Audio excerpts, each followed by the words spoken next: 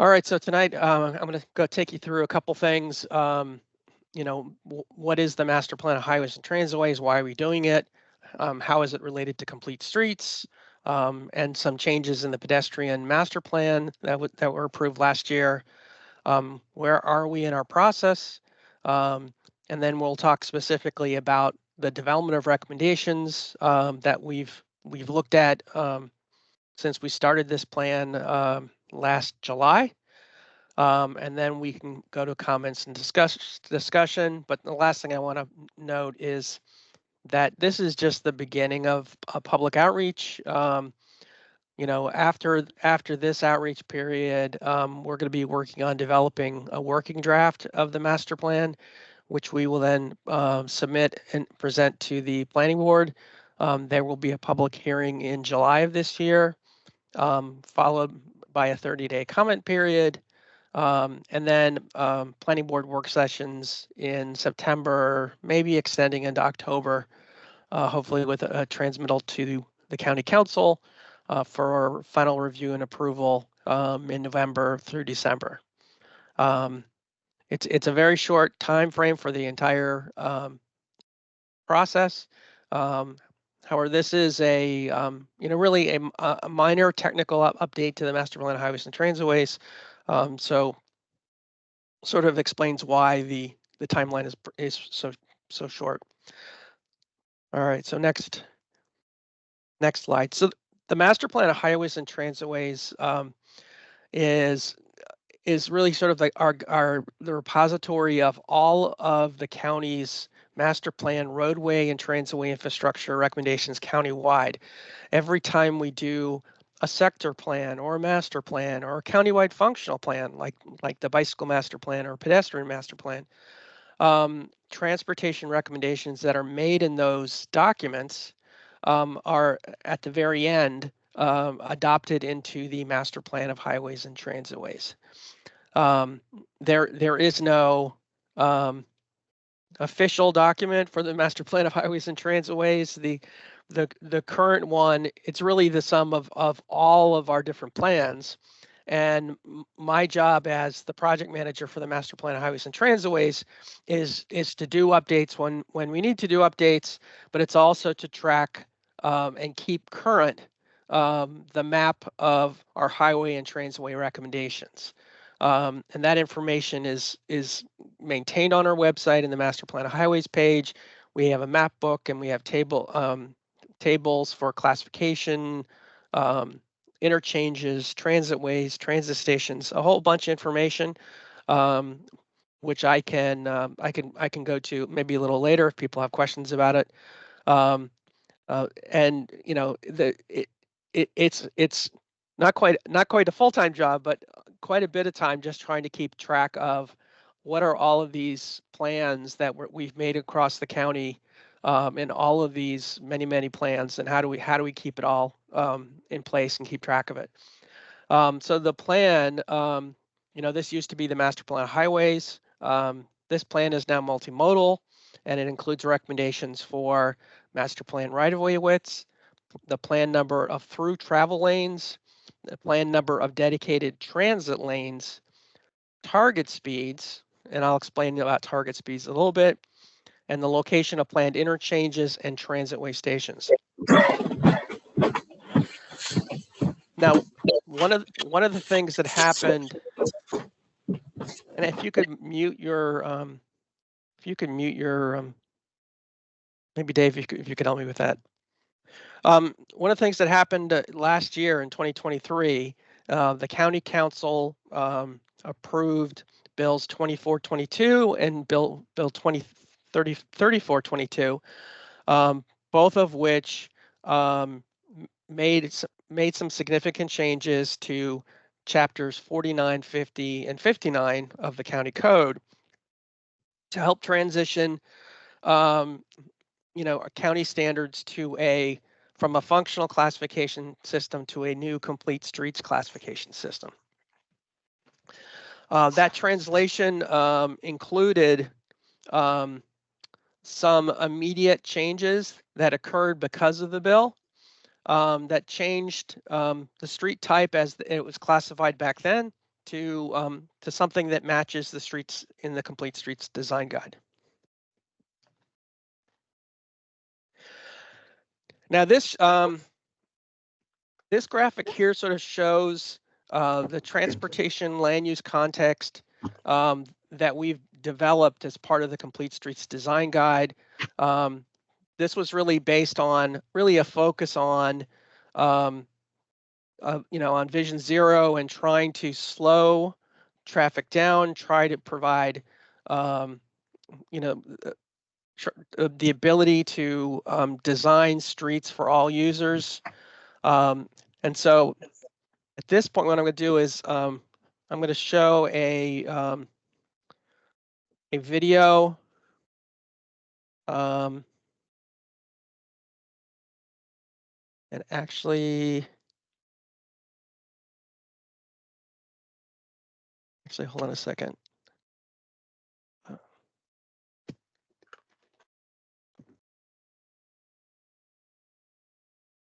So I have a feeling this is not going to work. So hold on a second.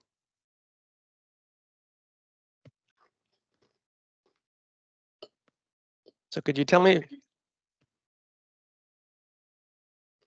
So question, do you folks hear me? Did you hear any noise from the video? Steve, it's not playing. Yeah.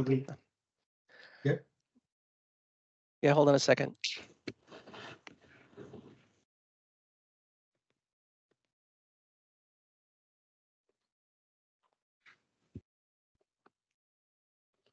One more time.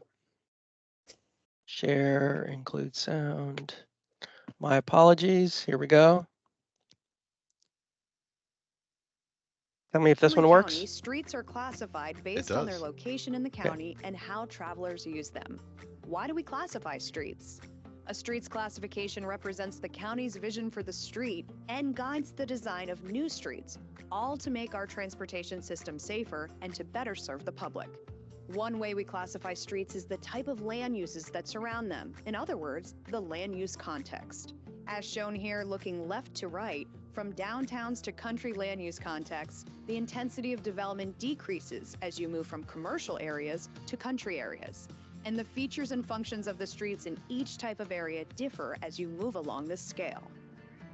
Downtowns are the highest density residential and commercial areas within the county and provide unique opportunities for visitors and residents to live, work, and shop in a bustling mid to high-rise urban environment, all within walking distance.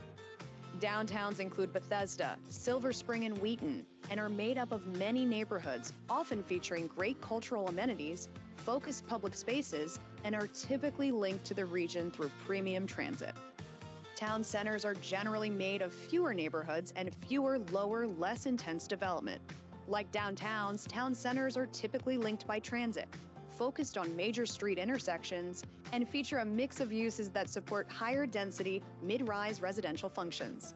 Examples are the area around the Glenmont Metro Station, Burtonsville at Old Columbia Pike, and Olney. Suburban areas typically feature low to moderate residential development intensity, low-rise office developments, and retail strip centers separated from each other within neighborhoods. These areas account for over 40% of the county's land and are largely composed of single-family homes, townhomes, and garden apartment-type housing. Industrial areas within the county are primarily focused on employment and industrial uses.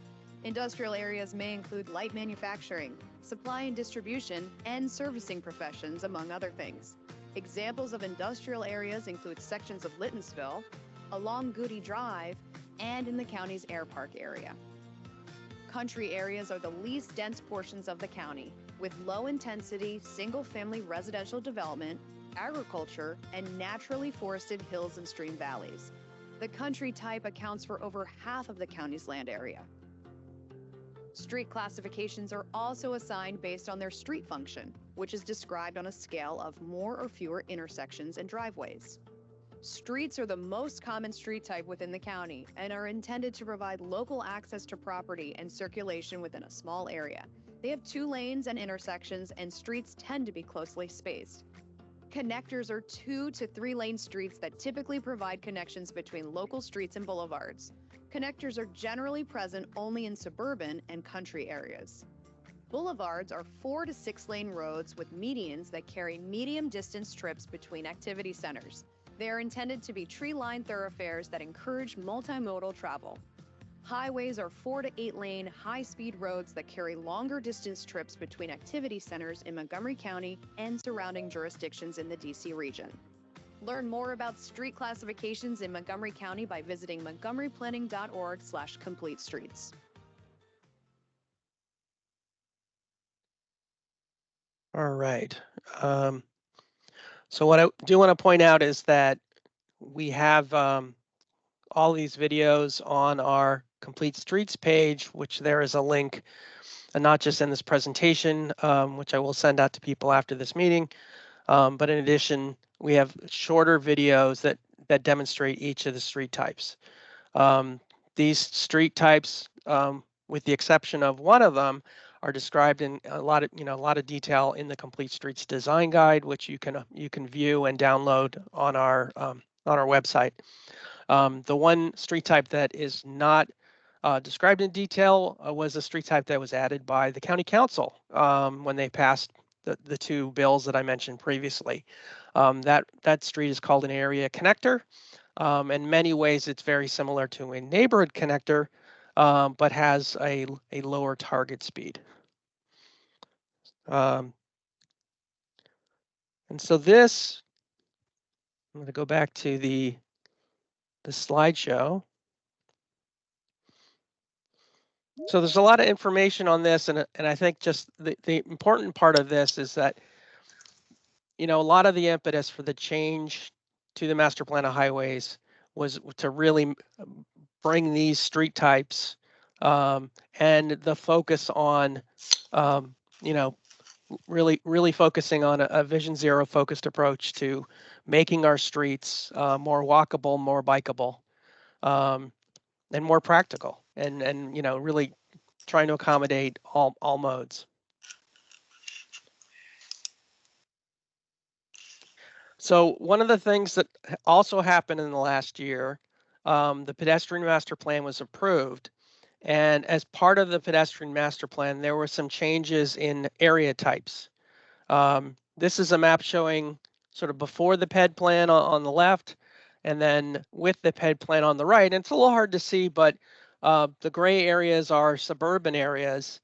And if you look up on this map, and I'll point a few places, you can see how there were some changes around Germantown and Damascus, sort of confining the suburban area and really separating out areas that are more rural.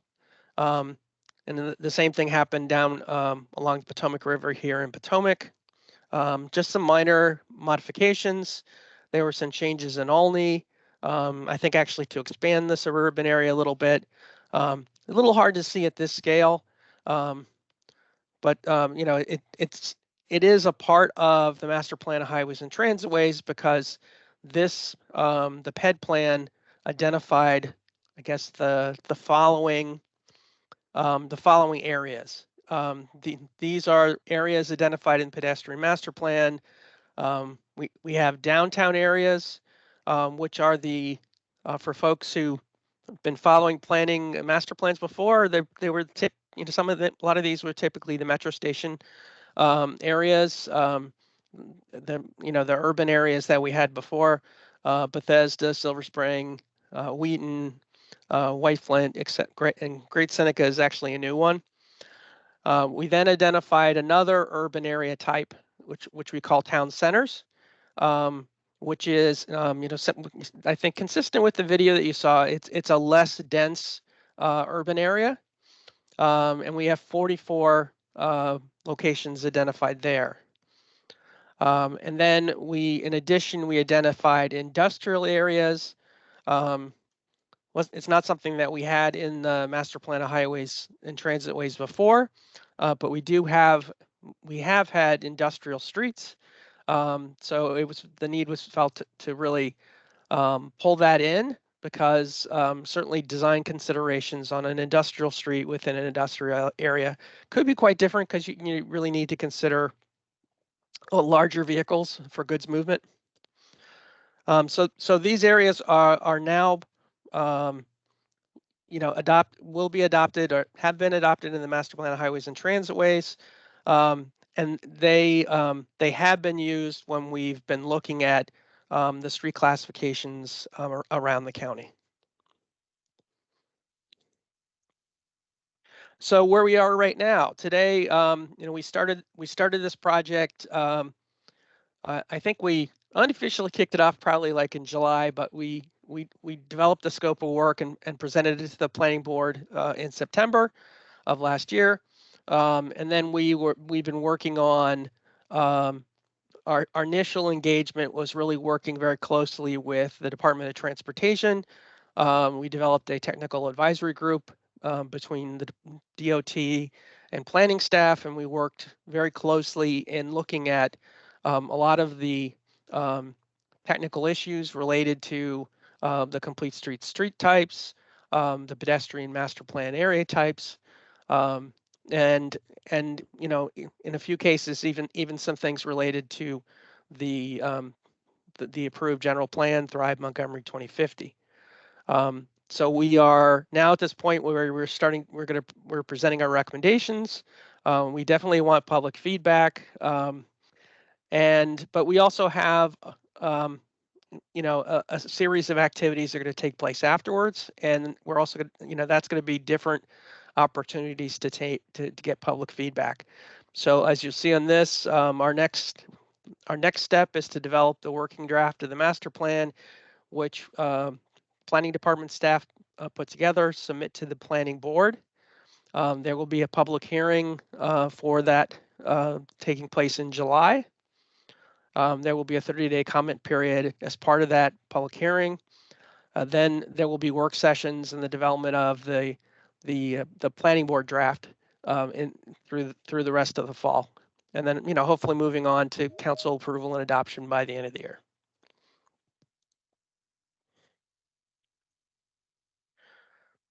So task 3 of our work scope was really the development of recommendations, which is where we're at now, and we had 4 very focused subtasks to review the street types, with the translation that occurred because of the county council bills in 2023, and then the addition of the area types in the pedestrian plan. It was felt like there needed to be a final phase of this total conversion from functional street classification to complete streets classification. We really needed to do this technical update to really validate that all the classifications are in fact appropriate. And I think the logic behind this is that the street types previously were identified largely because of their functional or traffic use. And now that we're looking at both land use and street function, it's certainly possible that some of the classifications, they're not going to fit into just a default. If it was a arterial, it will be a town center boulevard or something like that. So we really had to look at all of the classifications throughout the master plan of highways, which is 1,200 miles of road of different sizes and scales.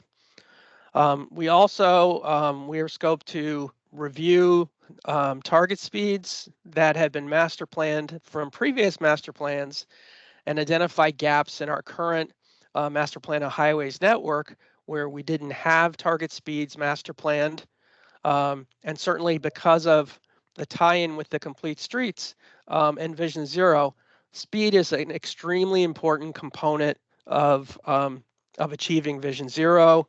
I don't know if you may have seen, a pretty standard Vision Zero graphic. I wish I had it tonight to show you, but basically, speed can kill, and the difference between 5 miles an hour can make a significant difference in saving lives. So some of that had to do with sort of there was a 20 is plenty campaign that was promoted. And just the idea of trying to slow traffic down it's a way to help make our streets safer. And at the same time, we have some pretty complex master plans that we've the council has approved, from the bicycle master plan and the pedestrian master plan. We really have to focus on trying to use our rights of way more efficiently to provide for all of the potential uses. And actually, one that I haven't mentioned so far is that rights of way also have a role in providing green space, green streets. One of the chapters in the Complete Streets Design Guideline is on green streets. And that's why one of our street types is a tree-lined boulevard. That was intentional. It's not a highway anymore. It's a tree-lined boulevard. And that may be a little idealistic, and some of these streets may not look like that now. But our goal is we'd like it to get there. A couple other items that we look at as part of this work effort. We've started to work on the development of a new approach to street design along growth corridors. Growth corridors were identified in Thrive Montgomery 2050. They tend to be some of the BRT corridors, but they're some of the more heavily traveled road corridors in the county. And there are, it was really sort of determined that there needed to be a different approach to street design, pretty much in the suburban areas, to help help us grow the county along those corridors. The fourth item we looked at was we reviewed our current master plan transitways and transit stations to look at places where one, we either thought there needed to be stations added or removed, or relocated. And so we've done quite a lot of work on that, and we have that information, to share on our website, and I can certainly go through some of that when I do my demo. And just the last thing is to say that this is really the first opportunity for outreach. And while I'm giving this virtual presentation today, I am available to do other smaller informally presentations between now and I would say the end of the month. And at that point, we have to sort of wrap it up and get the working draft out the door to get to the planning board. And then, of course, there will be more opportunities through the planning board as well. So some of the details that we've worked out, we have probably close to 1,200 recommendations total. About 1,000 of those are road recommendations, and as you can see here, the 853 of them are simply assigning a target speed to a road. We looked very carefully throughout the county, and out of the current master plan of highways has 1,873 road segments, and we found only 29 segments where we felt like the classification should be different, and then 27 segments where we felt like the classification needed to be different, and there was an assigned target speed, and we're proposing a different target speed. And then we found 3 streets that, based on the pedestrian master plan, some segments are no longer within what was a downtown area, and therefore they are secondary roads, and so they're not part of the master plan of highways anymore. So we're proposing to remove those segments from the master plan of highways. So there are 912 total road issues, and I'm going to go real quickly. This is the breakdown of the target speed recommendations. The total 903 is really the combination of, I think it was the 853 and then something around 50, 2 different categories where target speeds were assigned. And as you can see, the vast majority of those are pretty low speeds. They're going to be on typically neighborhood connectors for 20-mile-an-hour streets. 25-mile-an-hour streets would be downtown streets.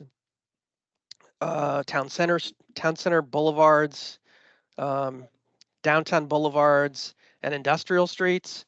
30 miles an hour would be town center streets, and 35 miles an hour would be boulevards. So there's quite a lot of recommendations.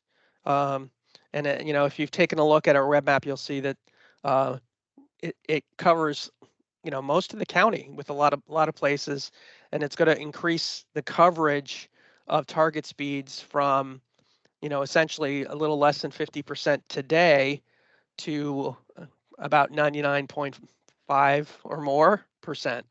It's pretty much going to put a target speed on every road segment in the master plan of highways and transitways. So when we looked at transit stations and transitways, I'm not going to spend too much time here, but I will when we get to the demo. We are recommending 34 transit stations, typically along BRT planned BRT corridors to add, 17 stations to remove, and then transitway segments, four segments to add and 3 segments to remove. And some of the reason for this really has to do with for transit segments, there may have been language or discussion or recommendations within master plans that were never visualized. And so in some cases, the recommendation or the guide for a specific transit connection is actually in a master plan, but it wasn't spelled out in a lot of detail. And so the focus here would be we want to provide some detail. And so that would mean establishing maybe a right-of-way width and showing an alignment on a map. For transit stations, as part of DOT's implementation through Ride-On of the BRT system, they started out with master plan recommendations, and as they move along, in some cases they've determined based on engineering feasibility, costs, etc., that some locations would be better located at different intersections. So part of this effort is to really sort of to recognize that and move those locations where it's been determined that that's where the station is going to go. There's been some like that along Virutal Road, and I think for projects that have gone to a certain stage where the confidence level that those stations will remain, then it's easier for us to do that. All right, so I'm going to move on. So the web map I'm going to be just showing you in a few minutes. I just sort of wanted to show it up here on the screen. This can be reached through the Montgomery Planning webpage, which I think Dave's going to post a link to the Master Plan of Highways technical update page.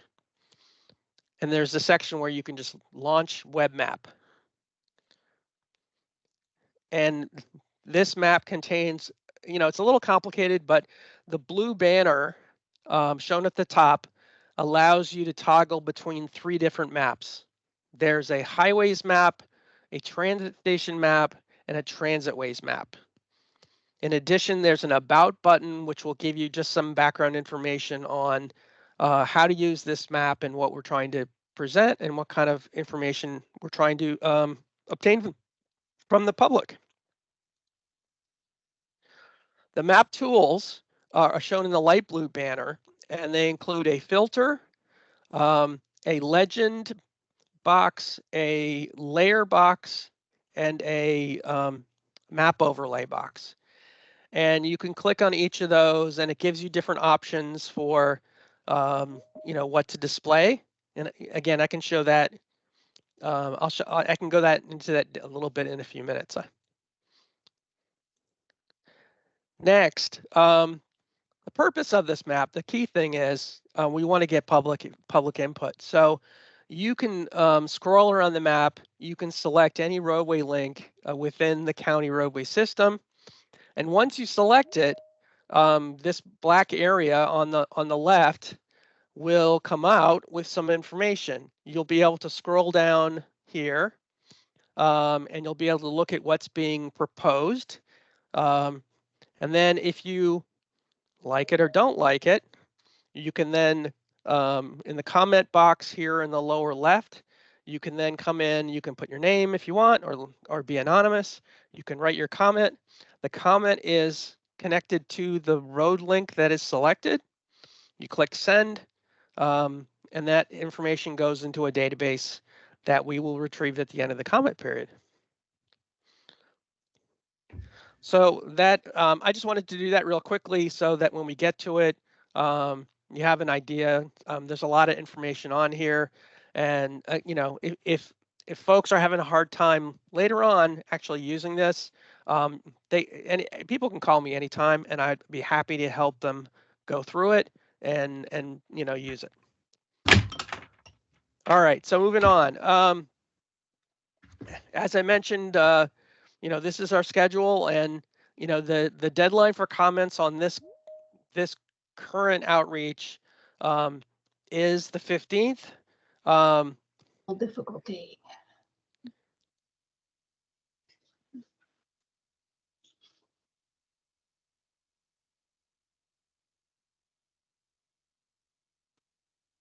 Stephen, you're on mute. Steve, you're muted. I'm sorry. The deadline for comments is the 15th. And I may wait a few more days after the 15th. So if you're having trouble getting your comments in by the 15th, I understand. And certainly you could just send me an email. But I do need to close it. I would say, you know, probably at least 3 or 4 days after that. So let's say the 18th at the latest. And you know, this won't be the only time that you can make comments. And I will keep the web map will still be available, so you can actually continue to make comments. It's just that any comments you make after that period will be they will be used when we. I think we'll try to roll those into the comments we receive from the public hearing. All right. And so with that, that is the end of my presentation. This is my contact information. And again, anyone who's come to the meeting tonight, I will send you a PDF of this presentation so that you'll have it. You know, and I'm happy to help anyone who needs help in trying to navigate how to make this, you know, how to make comments and from there. So what I'm going to do now is I'm going to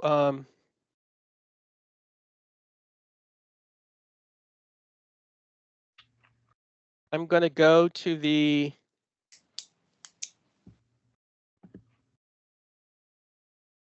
Master Plan of Highways webpage.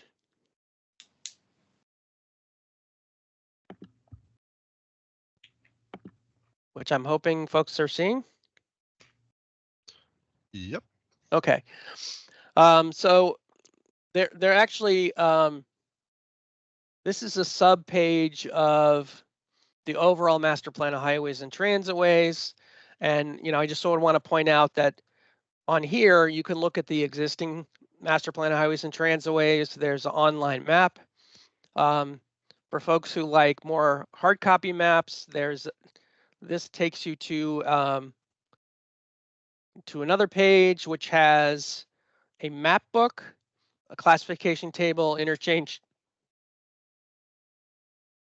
transitway tables, and transit station tables. So a whole series of information. The actual project page for the 2024 technical update. There's a lot of information on there. It really talks about some of the same information that I was presenting this evening, talking about the bills. But the heart of it right here is the presentation of two different forms of commenting. One is a recommendations map, which you can launch from this button. The other thing I want to draw attention to is that we also have, I guess, a more accessible comment form, which we call an alternative comment form. You can actually download the recommendations And I'm hoping this is going to come up on the screen, which shows all of the recommendations, what the issue or recommendation is,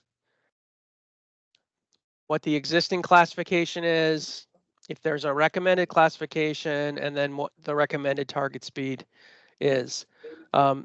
So it's this is that's probably definitely it's meant to be an accessible way to provide comments. And then you can basically go in this form, you can type your name. So I'm typing my name. And then you can submit the comments essentially to the planning department. And for this one, you have to really provide the location, Redland Road between Needwood and, someplace, the ICC, and then provide the comment. Please make it wider or please narrow it, and then click submit. So that's a more basic version of providing comments. The other very basic way of providing comments is that you can send an email to my attention. And I guess Dave maybe can drop my contact information into the chat. That we can take it anytime, but again, we appreciate comments no later than the 18th so that we can wrap it into our current work. So I'm going to launch the map right now just to show you how it works. When you launch it, you will get a splash screen, which has a bunch of information about the map. It gives you information about the highway map, and you can scroll down and get more information about the transit station and Transitways map. Once you click the rest of the screen, that map goes away, but no worries. If you forgot what was on that page, you can just click this About map, and it shows it. It shows it all again. So the way this map works is that there are 3 different maps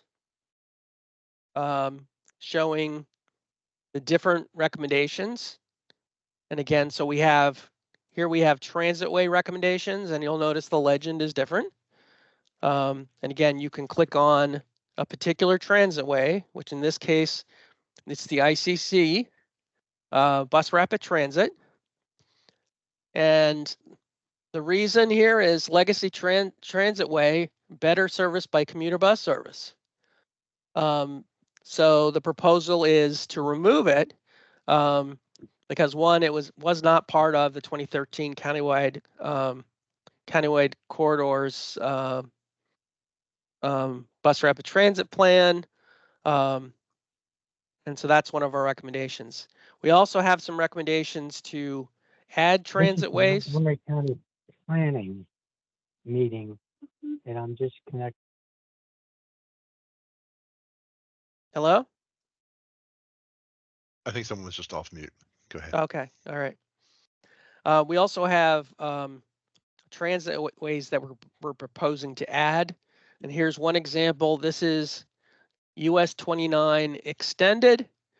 This is a transitway extension to serve FDA. This was included, I believe, in the White Oak Science Gateway Master Plan. It wasn't included in the map, but it was included in discussion. And so what we've added here are a number of lanes, 2, and a right-of-way width of 60 feet. And so these are, it's pretty limited, as I mentioned earlier.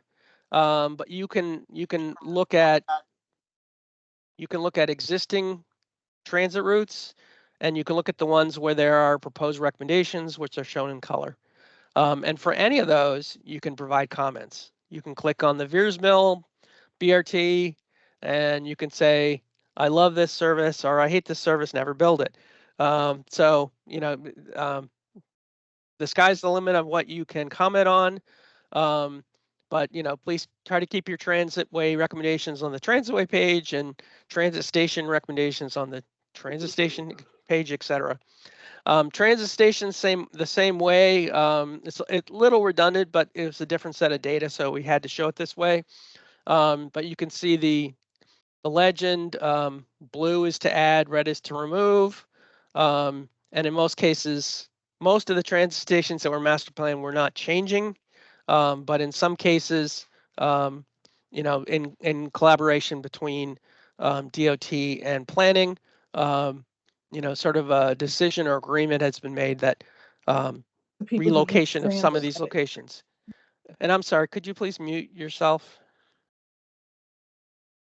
All right. So highways, I'm going to take you through this in a little bit more detail. So as I mentioned before, you can comment on anything on this map. I was giving a presentation to the Up County Citizens Advisory Board, and one of the things I commented on is that you can comment on any road. You can comment on roads that you like, you don't like. And so with Up County, it was like, well, do you like M83 or do you not like M83? Well, that's in the master plan of highways and transitways. We're not changing it. And in fact, in this plan, I believe which I think it is somewhere around here, we're adding a target speed. But otherwise, we're not doing anything. That's Brink Road, so it would be this one. So in this one, we would be we're confirming it as a planned boulevard. We would assign a target speed of 35. That's all we're doing for that one. But if there are things of interest, places, maybe it's where you live. One thing you can see is when you look here is that not all roads in the county are in the master plan of highways and transitways. It's only what we refer to typically as primary roads. And with our new complete streets classification system, primary roads start at neighborhood connectors and area connectors. So most folks will probably live on a neighborhood street, and that is a secondary road. It's not included. So as an example, you can zoom in here. You can see, here's Stewarttown Road and Goshen Road and Centerway. All the streets in between here are secondary roads. They're not in the master plan of highways. They're not, they're subject to the, certainly the authority of Montgomery County DOT and the maintenance. But in terms of planning for transportation functions and facilities, they're not in this master plan. Roads that are in the master plan, again, have a bunch of information. Every link would say a street name from to. Will identify an issue, which will, either change a classification or change a target speed, or potentially remove it from the master plan of highways. It will tell you what the existing classification is, which is a complete streets classification. And then we'll say, are we recommending a change? This one, no. Is there an existing target speed? Not currently. And we are recommending a target speed, which is 35, which is the default for a boulevard street type in the Complete Streets Design Guide. So pretty much all the recommendations follow that sort of pattern. So you can scroll throughout this and click on any link. And again, it can be one of the ones that we're making recommended changes. It can also be one of the ones where we're not. So as an example, here we have Shady Grove Road between I-370 and Mid-County Highway. We are not proposing any change. It already has an existing master plan target speed of 30. We are not proposing any change to either the classification or the target speed. And for that reason, it is not highlighted on this website. So to us, this is a great tool where you can really look. You can zoom into your neighborhoods or your places of concerns, and you can look at you know, what is the classification information today? And if you think that's appropriate for your street, great. If not, please make a comment. You know, some of the target speeds that we're identifying here are largely based on the complete streets defaults, which were developed after a lot of research and collaboration between Montgomery County DOT and Montgomery Planning. But I think we realize that, you know, in some cases, some of these defaults may not quite fit. And one of the ways that we're going to help find that is through public input. We are in the process of looking at a bunch of issues, including safety, crash data along some of these corridors. We are looking at posted speed limits today. And so some of that will be taken into account as we move forward in recommendations. But we definitely would like to hear from the public on any or anything in this list, whether it's our specific recommendations or just places where you think we need to make the streets safer. And I think, trying to think if there's anything, I'm going to leave this up, but what I'm going to do now is I'm going to move on to questions and answers. And we can come back to that map if we need to. Hi, I have a question. Can you hear me? Yes. Okay.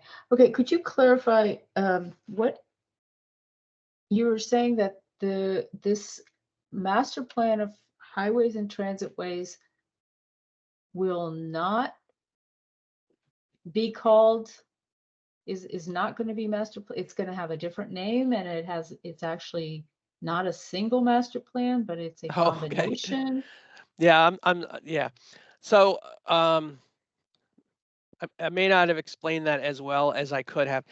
The master plan of highways and transitways, when we update it, we'll take it to the board, and we will provide proposed changes to it, and they will be approved. But every time another master plan or sector plan or functional master plan is approved by the county after that, it not only modifies their plan. So let's, as example, you know, you complete a plan in Clarksburg, and that gets adopted. It gets adopted primarily into the not just as a master plan or a sector plan, but it also gets adopted in, I think, somehow appended to the general plan, and it gets amended to the master plan of highways and transitways. And so what we have to do on our end is that we have to keep a running tab of what is in 30 to 40, it's probably about 30 different master plans. And that is the information we show on the website. So, you know, it is, you know, sometimes when you want to know what is in it, you can look at our website, you can look at the maps and the tables. But, you know, if you're looking at a particular master planning issue, the information that's in the master plan certainly could be valid as well. So you can look at that. Okay. So the master plan of highways and transitways, it still is a master plan. It still is a right. Standalone master plan, and after all these technical updates, it's still going to be considered. That's what you're still going to call it. Yes. Because, master plan of highways and transitways. Even though it's going to be incorporate the complete streets, it's going to still be a standalone master plan. Right. I got you. Okay, thanks. Next question. I see Tim and then Wendy, and then Joe. Thank you, Dave. Tim? Okay, yeah, thank you. I did sign in as my name. I'm Tim Goodfellow, but the system would not take my name. So thanks for calling on me. So, you know, all master plans are technical and have varying levels of complexity, like, you know, a lot of analysis and policy recommendations and implementation tools. So my comment is this tonight: I request the county widen the scope and widen the technicality of the 2024 update to the master plan of highways and transitways to include the removal of the Mid-County Highway Extended, or the M83 highway, from this plan. As you know, the council resolution from 2017, it was council resolution 18-957, essentially nullifies the M83's utility in future master plans when looking at land use and transportation, as you know. Additionally, the county's 2017 Mid-County Corridor Study demonstrated that transit projects, select widenings and intersection improvements, performed better in various metrics than the M83 highway.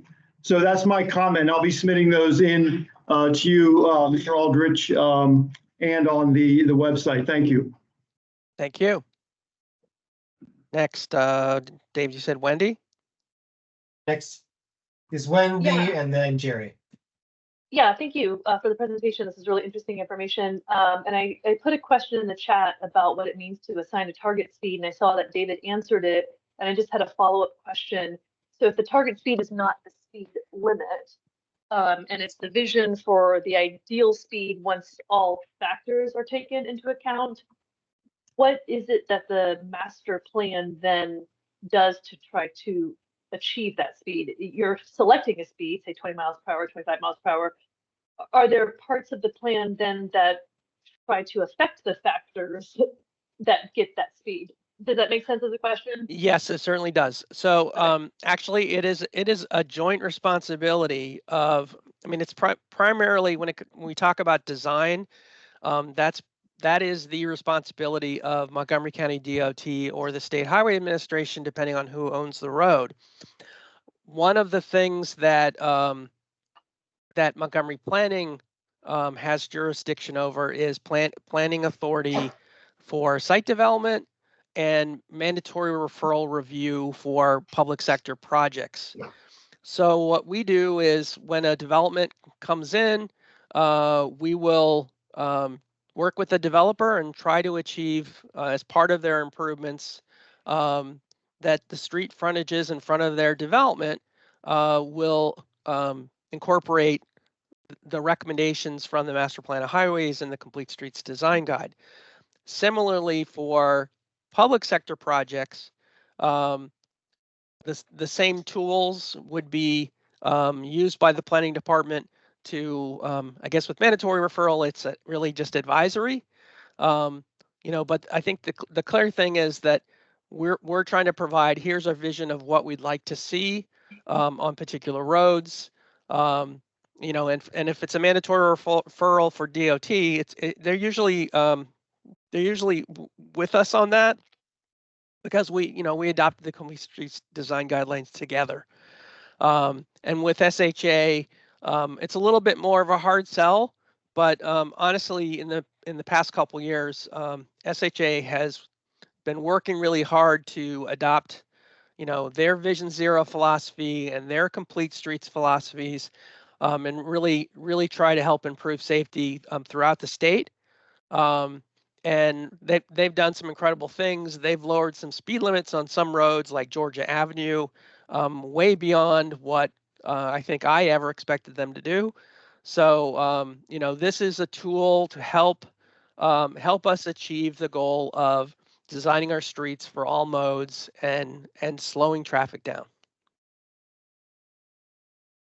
Thank you. Appreciate it. This is Jerry Garson. I'm the transportation chair of the Montgomery County Civic Federation. We don't understand why we're diverting traffic from I-495 and I-270 to local streets such as Dale Drive and Seven Locks Road. These are considered maybe area connectors, but when you divert traffic like onto Seven Locks Road within a short walking distance of my house, we had a pedestrian fatality because we should not normally be diverting traffic from main roads to local roads.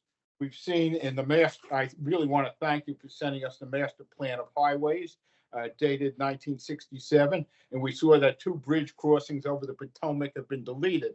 That's the reason why you've added so much traffic to the Beltway. If we built the various other roads, such as F9, the outer beltway from basically midway between New Hampshire Avenue and Lay Hill Road to Virginia, we wouldn't have as much traffic on the beltway.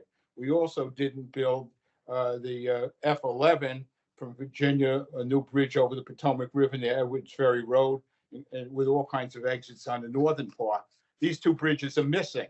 That's why we're not at Vision Zero, and we'll never get to Vision Zero as we keep diverting traffic to local streets. What is the target speed on the Beltway? One of the things we don't do in the master plan of highways and transitways is apply target speed to freeways. And we also don't apply target speeds to parkways. But to answer some of your other questions, Jerry, and I wasn't working here in 1967. I think I was 5. But the vision for the county has changed over time. And there are plans to try to make the I-495 corridor up to 270 work better. And the governor has sort of recommitted to the old managed lanes project, sort of re-envisioned at a more limited extent. In terms of traffic diverting off the beltway, they're not directed that way except by maybe Waze and other map softwares. No public agency is encouraging people to use neighborhood streets to cut through. The reality is that when roads get congested, drivers seek the shortest path, and if they follow their GPS, they end up on these routes, which isn't the safest thing for folks who live and work and play on those roads. So certainly I sympathize. The master plan of highways is not trying. I think we're somewhat limited in dealing with those kind of cut through issues.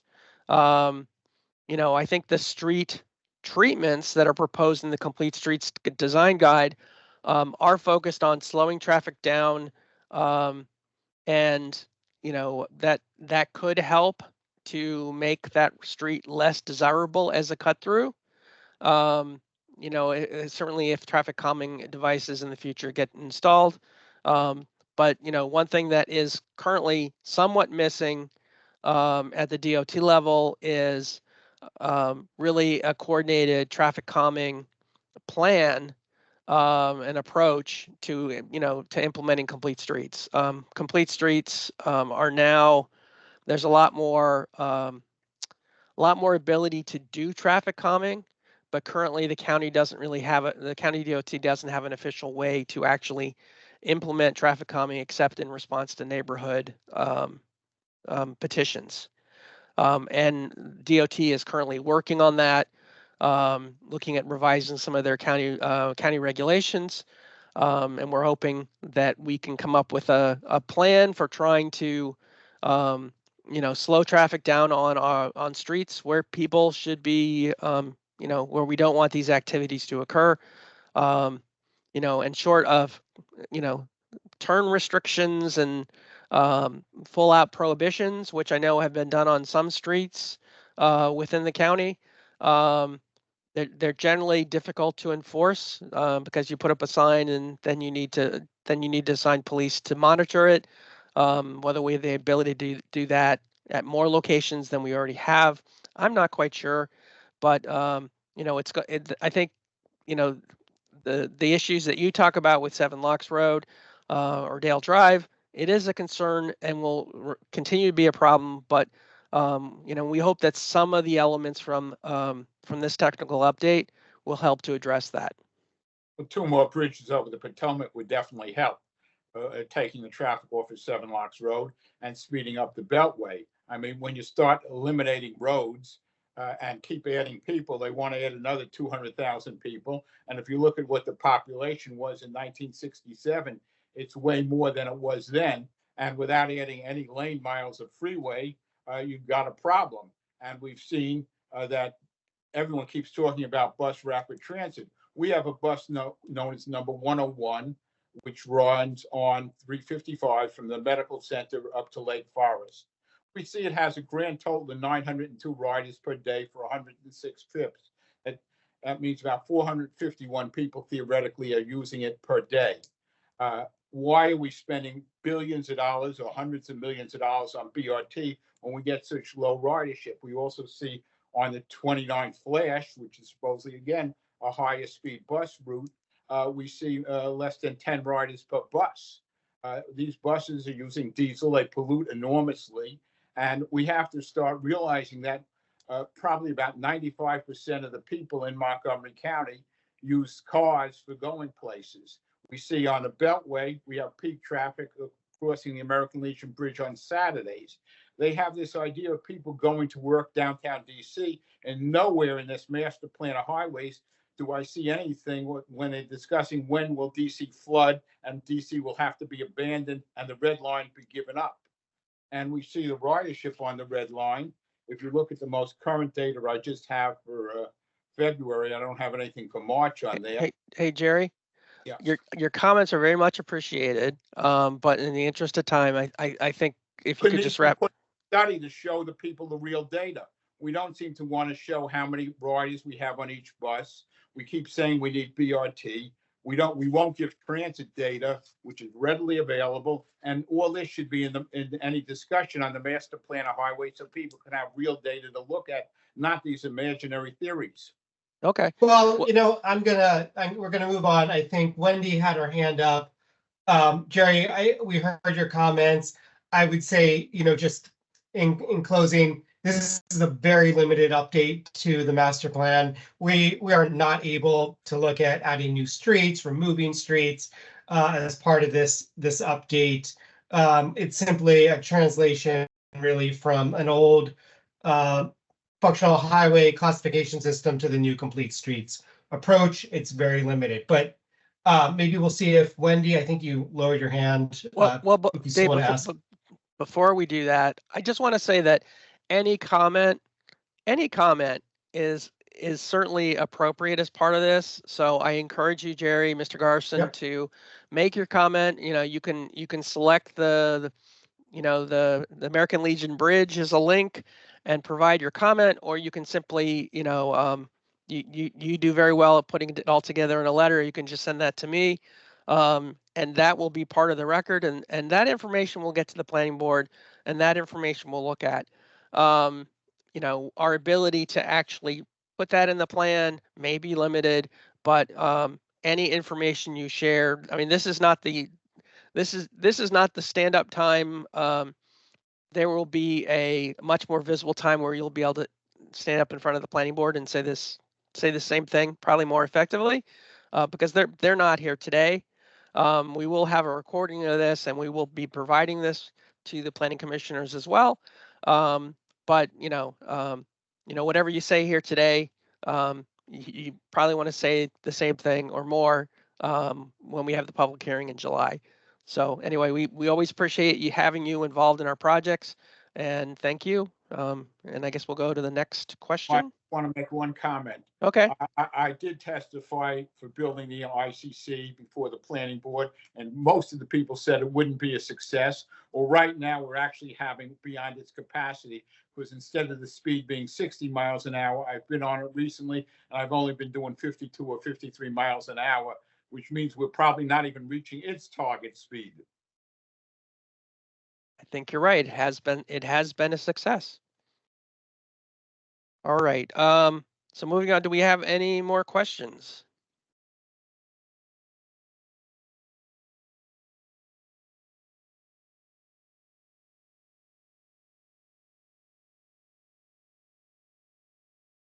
I'll go ahead and ask my question. It's really just more informational as opposed to commentary on the draft plan. I'm just kind of learning about all of this stuff as we go. You had mentioned that one of the only ways to do calming, like street calming measures, is through petitions, and that there's some regulations, I guess, that are possibly being reviewed to allow the county more leeway to more, I guess, proactively implement street calming. Is that a correct understanding of what you said? That's a correct understanding of what I said. And I guess maybe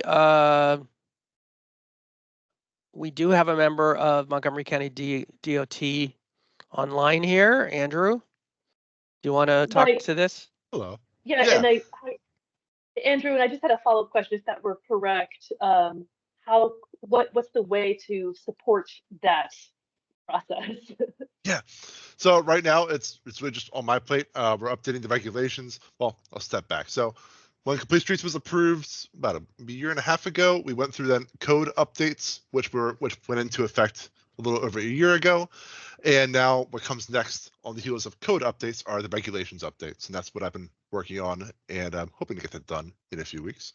I guess I'll talk about the process for that first. And that is, once I get the regulations finished up, just my typing them up, goes through internal review, and then it will go to council for, there'll be a public process associated with that before council. It'll have a public hearing and normal committee work sessions, full council work sessions. I think that public hearing process would be the time best to chime in and say, we support this, we hate this, here, we want to change this. That would be the easiest process for that. The focus on traffic calming parts of that, there's two key things that are out there where I think we could improve on traffic calming. Of course, the status quo right now, yeah, it's a public petition based process, which can be lengthy and difficult and really tends to divide neighborhoods. We're looking at trying to instead piggyback off of other processes that are also out there. The petition process would still be there, but for capital projects, where if we're coming in and we have a big project already coming in, that has its own public process also.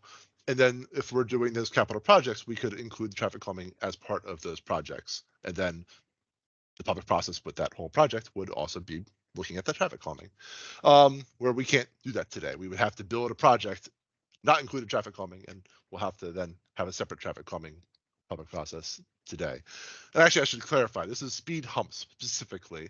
Other types of traffic calming, neck downs, chokers, chicanes, and all that, we can do. It's just ourselves trying to educate ourselves to do them more. That's one of my tasks internally, to try and get more of our engineers to do that. So focus on speed humps. That's what has this convoluted process behind it.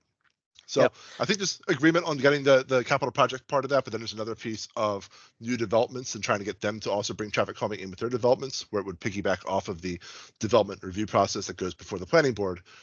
I'm not yet sure if we will tackle that as part of this regulations update. It might be a future round. It might be this round. We're still working on that. Yeah, and it is difficult. I will mention that, when we review capital projects for Montgomery County DOT, sometimes we ask that the target, not the target speed, but that the posted speed be reduced, and that additional traffic calming measures be implemented.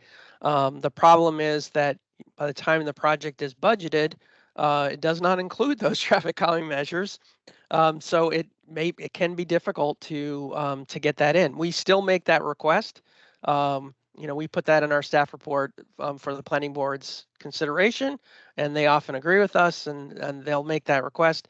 But part of the problem is that it comes from a different different fund in the county's budget, and different people control those different budgets and different divisions. So it's complicated. But ideally, we all want to help get to these targets and make our streets as safe as possible. Kim has a question. Yes, Kim.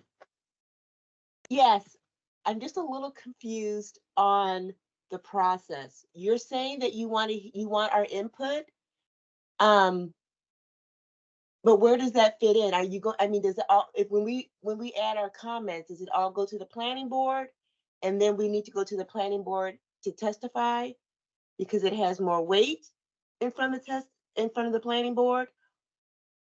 Because you're saying you want our input, but then you're limited. I just don't understand how this works. Okay. So this is the first period where we're actually presenting our draft recommendations, and we're presenting them in advance of going to the planning board. And we are still somewhat open to refining some of those recommendations. So we wanted to get some public input. to help, maybe identify things that we've missed, um, which we can hopefully wrap in to this list and make some changes.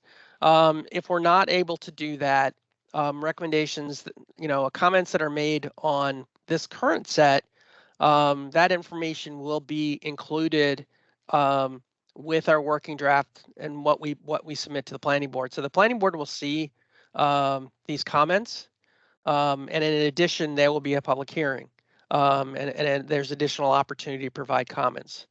So I think this is really sort of the informative stage in trying to figure out how can we put these recommendations together and really try to get some public input on have we missed something. But that will be, I guess, done in a different forum in front of the planning board, in July. So both parts are valuable. But honestly, some of the comments that are made through the website or by email or whatever way folks want to do it, they could actually change what we submit in our working draft. Okay, thank you. Mm-hmm.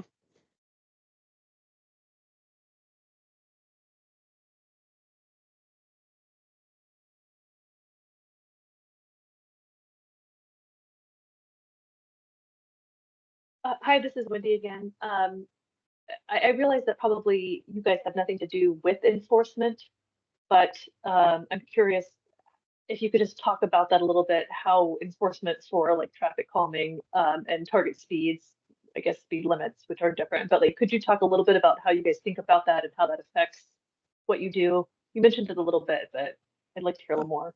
Okay, sure. Actually, Andrew does this much better than I do, but I'm going to give it a try. There are three different speeds that we consider when we're looking at a road. We have the actual posted speed. We have the target speed, which is the speed that we want people to drive. And then we have the design speed, which is the speed that the road was designed for. In many cases, the design speed is much higher than the posted speed and the target speed, which poses a challenge. Then you have to start looking at how, because basically when you drive a car, pretty much your intuition tells you what the speed limit is of the road. There are a lot of cues. Do you feel comfortable driving? Are the lanes extra wide? Is it four lanes of traffic? Once you get to a boulevard, it's almost instinctual to go to 35. And I'll also say that in a neighborhood where the posted speed limit is 30, 30 miles an hour is too fast. And if you drive down your own residential street at 30, your neighbor's going to look at you like, why are you speeding through the neighborhood? So there is sort of a human factor side of it, is that there's a natural speed, and it can be influenced by design elements. And as we work to improve our road system, we can do things to try to influence that natural speed and try to pull the design speed and the posted speed and the target speed so that they naturally meet. And if they naturally meet, enforcement's going to be very almost unnecessary. The fact that most of our roads don't fit those ideal conditions means that in some places we have speeding problems because the road is too wide. It's conveying a sense that you should travel much higher, and then the posted speed limit is much lower than that. And there are ways to change that, which include, lane narrowing, posted speed limits, maybe speed cameras, and traffic calming, all, a whole bunch of tools. And that's the job not of planners, but of the traffic engineers who work at Montgomery County DOT and SHA to really try to implement to achieve the goal. The target speed is a goal, and it may be difficult to achieve on many of these streets, but it is a goal, and I would say it's a valiant goal because it's backed up by the goals of Vision Zero, and trying to save lives and make our streets as safe as possible. Hi, I'm really distressed to hear that the design speeds are higher than they should be. And it's kind of like what I've suspected throughout my life as a pedestrian and cyclist, that I'm always at risk from cars driving too fast because the roads are too wide. They're designed to be, designed for speed. So what is the motivation of the State Highway Administration or the MDOT or the DOTs? Why are the engineers building these roads? To promote fast driving. Well, many of the Why roads are they dictating this upon us? Many of the roads were built many years ago, when the design standards and the priorities were quite different. And so it is difficult and expensive to modify some of these roads to achieve different goals and different priorities. On some streets, it's not quite as difficult, but on some, it's very difficult. So, it doesn't change the fact that we're planning for a future that we'd like to see where all of that is possible, and certainly as part of road maintenance projects, road redesign projects, and as part of development projects, we can sort of pick away at some of these things, but it's going to be incremental. And because, to rebuild the entire road system overnight would cost trillions of dollars. That might even be low. And it's just not possible. And, I think that, I think we've been, the Montgomery County DOT, pretty much every year is looking at their streets and trying to figure out ways to make them safer. They have implemented several speed reductions on several roads, including Brink Road, which I think was last year, and that's something that they'll continue to work on. And certainly they have they know the target speeds that are identified in the master plan of highways and the complete streets design guide, and they need to work towards that. There's some elements of a design speed that they can't change. If a road is really flat and that's encouraging speeding, you can't add a hill, or maybe it's just the terrain is the terrain. But there, the things that can be done during either normal maintenance or through focused design can help make some of the roads safer. But it's going to take a long time to apply these treatments on all roads, and it may not be possible on all roads. I'll clarify that those high design speeds is not our current policy. We do seek for those design speeds to match the target speed, and then opposed speeds to eventually match the design speed, and then hopefully operating speeds to match all of those. But yeah, I mean, case by case, it can be tough to deal with those wide, straight, flat roads. But we do try to. Our design speeds are trying to be as close to the targets as we can. All right. Jerry, I saw you had your hand up again. Yes, I have a question about speed humps.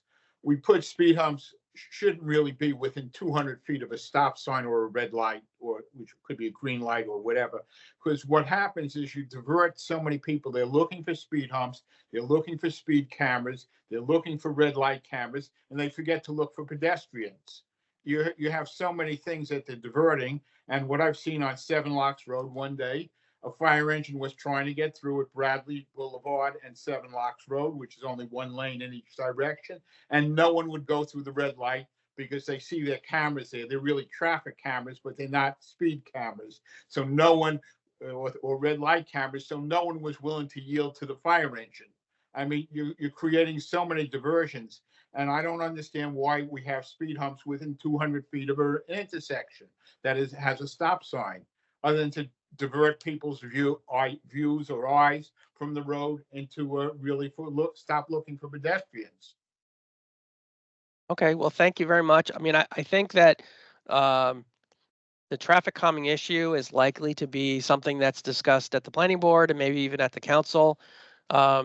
and this master plan by itself really doesn't come with tools to get there. And so hopefully our partners, Montgomery County DOT, will be there when we present this master plan of highways and transitways, because this issue will come up, and we'll have to have some serious discussions about what we as agencies are doing to help get us there. And Montgomery Planning, we have a role, but right, I think DOT has to sort of lead the way and come up with ways that we can work on providing these things and do them in a way that makes things safe for all users. Your comment, Jerry, streets can get pretty complicated, and multimodal streets can be even more complicated than the old-fashioned streets. So we need to make sure that however we design it with a focus on making sure that it's clear, safe, and understandable to everyone. I wish you luck. Thank you. Any more questions?